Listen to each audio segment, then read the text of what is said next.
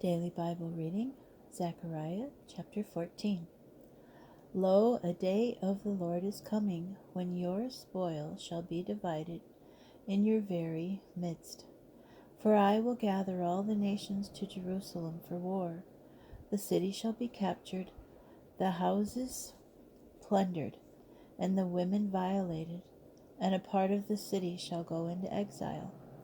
But the rest of the population shall not be uprooted from the city. Then the Lord will come forth and make war on those nations, as he is wont to make war on a day of battle. On that day he will set his feet on the Mount of Olives, near Jerusalem on the east. And the Mount of Olives shall split across from east to west, and one part of the mount shall shift to the north, and the other to the south, a huge gorge. And the valley and the hills shall be stopped up, for the valley of the hills shall reach only to Azel. It shall be stopped up as it was stopped up as a result of the earthquake in the days of King Uzziah of Judah. And the Lord my God with all the holy beings will come to you. In that day there shall be neither sunlight nor cold moonlight, but there shall be a continuous day. Only the Lord knows when, of neither day nor night, and there shall be light at eventide. In that day fresh water shall flow from Jerusalem, part of it to the eastern sea, and part to the western sea, throughout the summer and winter. And the Lord shall be king over all the earth. In that day there shall be one Lord with one name.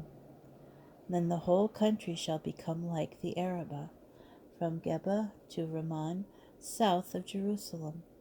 The latter, however, shall perch high up where it is, and shall be inhabited, from the gate of Benjamin to the site of the old gate, down to the corner gate, and from the tower of Hananel to the king's winepresses.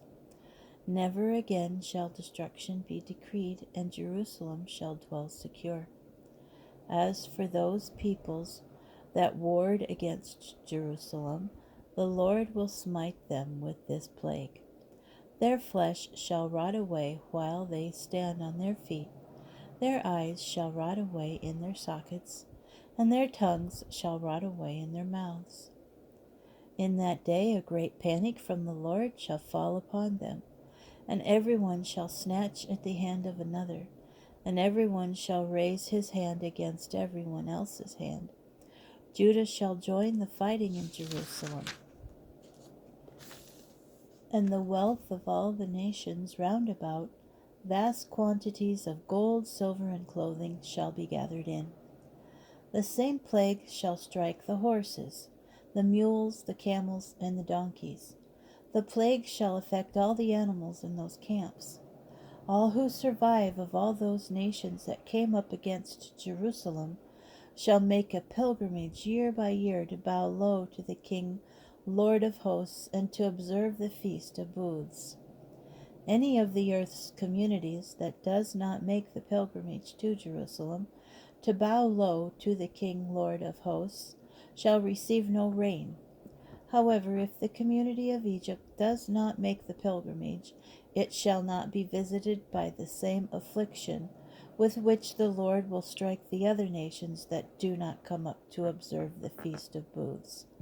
Such shall be the punishment of Egypt and of all other nations that do not come up to observe the Feast of Booths.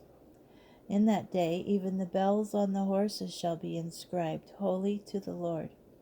The metal pots in the house of the Lord shall be like the basins before the altar.